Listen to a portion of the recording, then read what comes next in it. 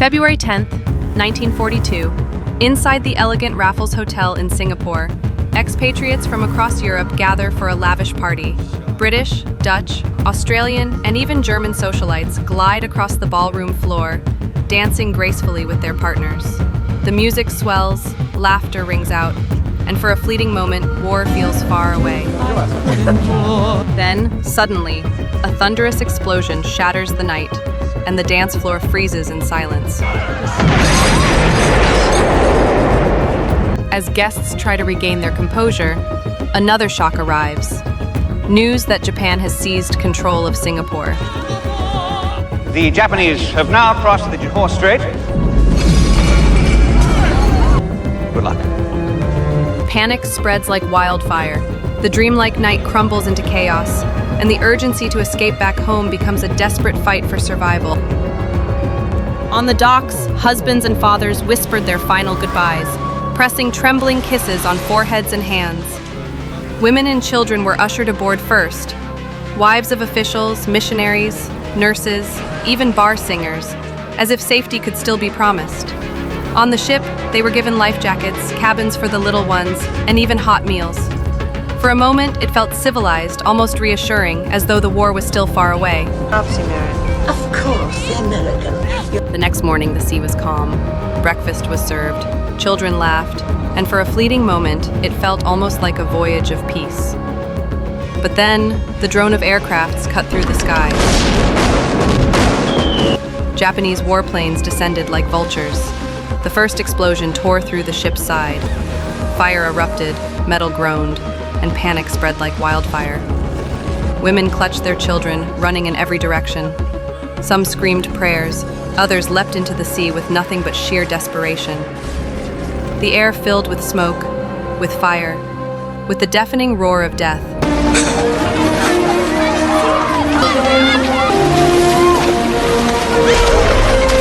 When the chaos subsided, only wreckage floated on the waves, and people scramble for lifeboats. And among it, 3 women, struggling to stay alive, their bodies tossed by the relentless ocean. Survivors of chance, adrift in a sea of ruin. The 3 of them crawled out of a sinking ship, dragging their broken bodies through mangrove swamps. Mud sucking at their legs, thorns ripping through what little they had left. But sure, survival is glamorous, if you like bleeding and smelling like swamp water. They were Adrienne, the classy socialite who also happens to teach music, married to some high-ranking official who probably never got his shoes dirty. Rosemary, a fashion model whose British officer husband left her behind. What a gentleman. And Susan, the nurse, married to a soldier who couldn't exactly protect her from this mess. As they walked down one path, then came the sound. Surprise, surprise, it turned into the growl of a sedan engine and the squeaky wheels of Japanese soldiers on bicycles. Because nothing says World War quite like a convoy of bikes. Instead of bullets, they got a ride. Yep, a Japanese officer waved them into the sedan like some twisted version of a taxi service. And inside that car, still covered in mud, these women had the guts to bring up the Geneva Convention. "Excuse me, sir, but you're violating international law." The officer just smirked. "Oh, that thing? We never signed it." And just like that, reality hit harder than hunger or exhaustion. Nobody was coming to save them. The car finally stopped in a nameless village.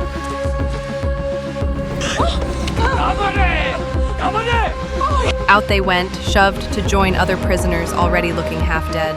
They were people they had met earlier on the ship who had survived by boarding lifeboats.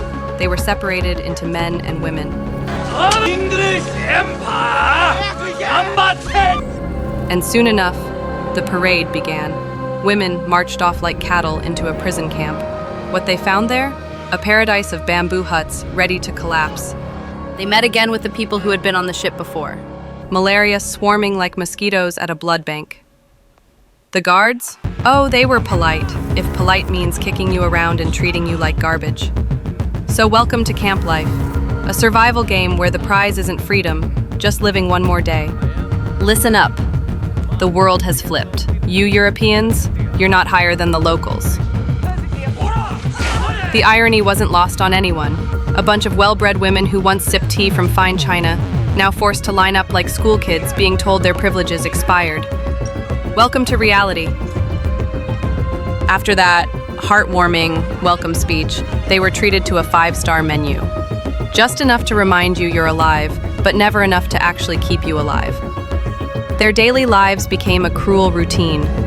They were ordered out to work, some forced into cooking with scraps, others planting rice knee-deep in mud, and many sent to haul buckets of water, not for themselves, but for Japanese soldiers to bathe in.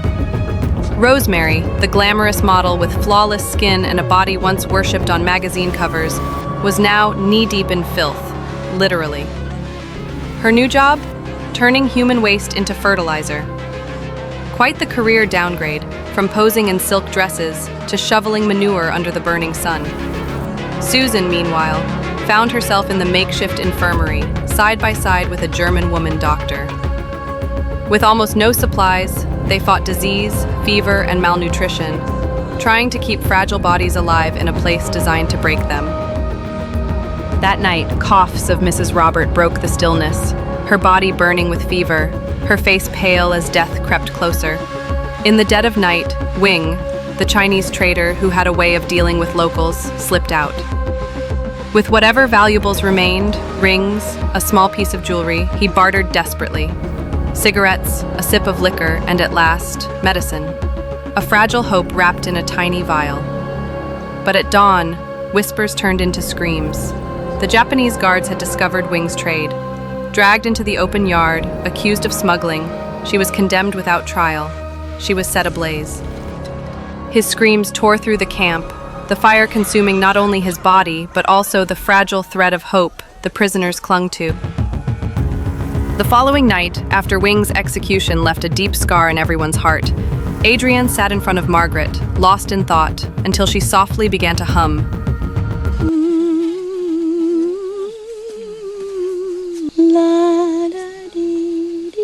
A fragile tune filled with longing for home. To her surprise, Margaret answered her hum with another note. Their voices intertwined, blending in harmony. Both women had been musicians before the war, and in that moment, an idea was born. What if they created a choir among the internees, a way to keep their spirits alive in the face of suffering?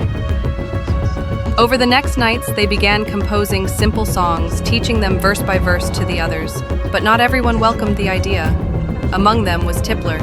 Rebellious, stubborn, always seeking to contradict. To her, it was nothing but trouble. One more reason for the Japanese to punish them if they ever found out. Susan cut him off sharply. She reminded him that the Japanese wouldn't know unless someone reported it, just like what happened with Wing.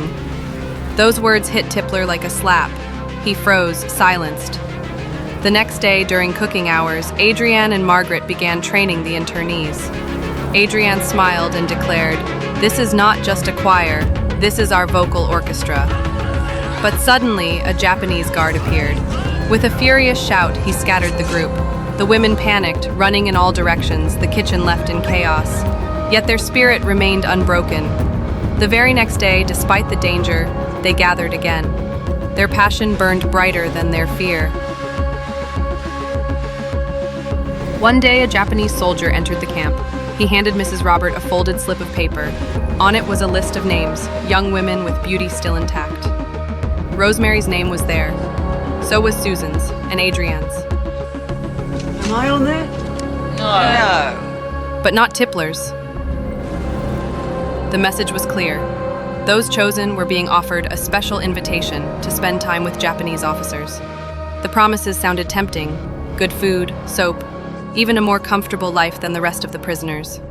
And it was said to be voluntary, not forced. Yet behind those words, everyone knew the truth. It wasn't truly an invitation. It was a test of dignity and a shadow that threatened their humanity. Some began to waver, tempted by the promises whispered through that list. The thought of real food, a clean bath, and even a temporary escape from suffering was enough to cloud their judgment. Susan and Adrienne tried to stop them. With trembling voices, they pleaded, warning their friends that this was nothing but a trap, a cruel bargain that would strip them of their dignity. But in the end, the choice was theirs to make. No one could decide for them. Susan, a devoted nurse, shared a close bond with Dr. Verstock, a German doctor. Unlike most prisoners, Dr. Verstock's position was unusual. Because his medical skills were valuable to the Japanese, he was granted certain privileges. She often received crucial information before anyone else, including the truth behind the recruitment of young women as comfort companions for the officers. That night, the camp was silent. Suddenly, a Japanese soldier crept in and tried to smother Adrienne. But Adrienne was no fragile woman. She fought back fiercely and managed to break free.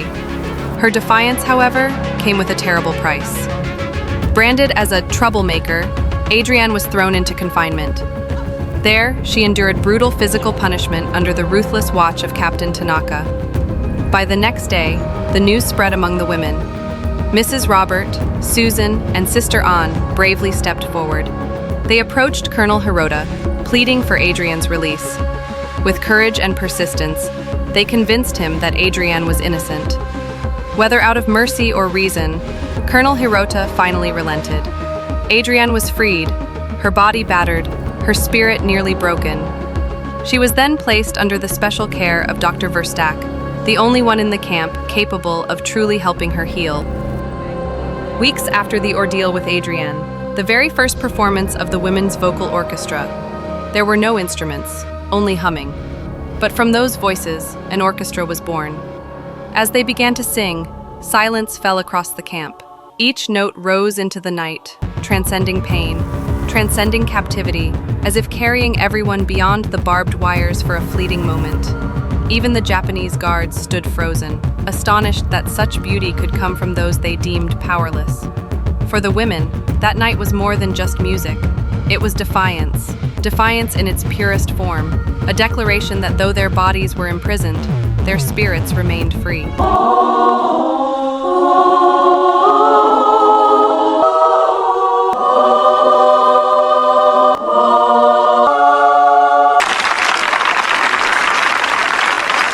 Another moment, a Japanese guard suddenly blocked Adrienne's path, shoving her at gunpoint into the woods.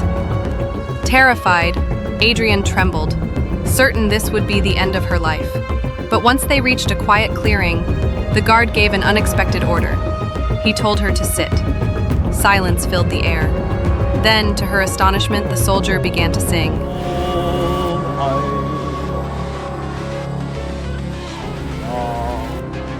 With a strange earnestness, he wanted to showcase his talent before Adrienne, believing she possessed the skill to judge music and art. It was an irony almost too surreal to comprehend. The next day, it was Susan's turn to face trouble. During the morning flag-raising ceremony, she muttered under her breath, a small act, yet more than enough to ignite the wrath of Captain Tanaka, the merciless overseer. With cold eyes, Tanaka ordered her to step forward into the center of the field. Before the watchful crowd, Susan stood firm, showing no sign of fear. The punishment was cruel. She was left under the scorching sun for the entire day, her strength slowly withering away. When Mrs. Robert attempted to bring her water, she was blocked. No mercy was given until nightfall, her hands tied and forced to kneel on sharp bamboo as a warning to the others. Seeing her condition deteriorate, Dr. Verstock finally intervened, pleading with the Japanese to grant her pardon. He argued that Susan was far too valuable as a nurse, and that losing her would be a loss for the entire camp. As dawn broke, Susan was still in the same position, her body weak, her face pale, her eyes nearly shut. Then came Captain Tanaka. In his hands gleamed a katana. He stood before Susan, raising the sword high above his head. It seemed certain, her life was about to end. But in the final moment, the blade never struck. Susan's life was granted pardon. Without Dr. Verstock, she would have been lost that very day. Days after Susan's ordeal, the tides of war shifted. Japan was on the brink of defeat against the Allies. As a consequence, the prisoners were relocated. None of them knew where they were being taken. They were loaded into transport trucks, driven through towns that seemed untouched by war. Along the way, they passed by the houses of the comfort women. From behind the bars, the prisoners caught sight of their former companions, now dressed in fine clothes, enjoying food and comfort, a haunting reminder of the price they had paid. Then came the most heartbreaking moment for Rosemary. By sheer misfortune, her eyes fell upon her husband. He had been captured by Japanese soldiers, dragged along in a pitiful state, thin, filthy, almost unrecognizable. That fleeting glimpse pierced Rosemary's heart deeper than any wound she had endured. The journey pressed on. They were carried deeper into the mountains, crammed into a suffocating steam train, gasping for air. Afterward, they were forced to march through swamps, their bodies covered in mud and leeches, until they finally reached their new prison camp. And when they arrived, the truth struck harder than ever. This camp was far worse than the one they had left behind. There was no kitchen, no rations. The women had to survive off the land. They could find anything, just to stay alive. Colonel Hirota and Captain Tanaka were no longer there, but the suffering remained unchanged. For Rosemary, her will to live crumbled. She grew weaker, her spirit drained. Mrs. Robert, too, fell ill once more. Her aging body could not withstand the harshness of the camp. Rosemary was now standing at the very edge of life, her body frail, her eyes fading. And Dr. Verstack could do nothing more. Every effort had been made, but fate was merciless. At last, the two souls they cherished most, the ones who had been their strength through endless suffering, were gone. The camp fell into mourning as they laid both to rest side by side. A farewell so bitter it felt as though the last flicker of hope had been extinguished. Life grew harsher still. Tippler resorted to eating snails just to survive. Margaret became sick, yet Adrian, though weary herself, kept urging her friend to hold on. And then, in the midst of despair, the unexpected happened. One day, Colonel Hirota arrived at the camp. The prisoners fell silent as he stood before them, and what he announced left everyone stunned.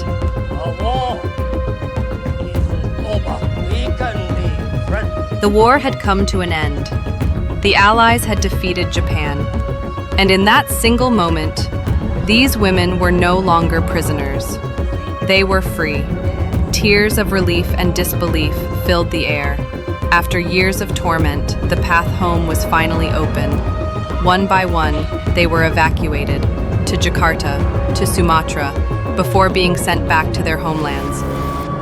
Yet behind the joy of freedom remained scars that could never fade. The memories of their suffering would stay with them for the rest of their lives.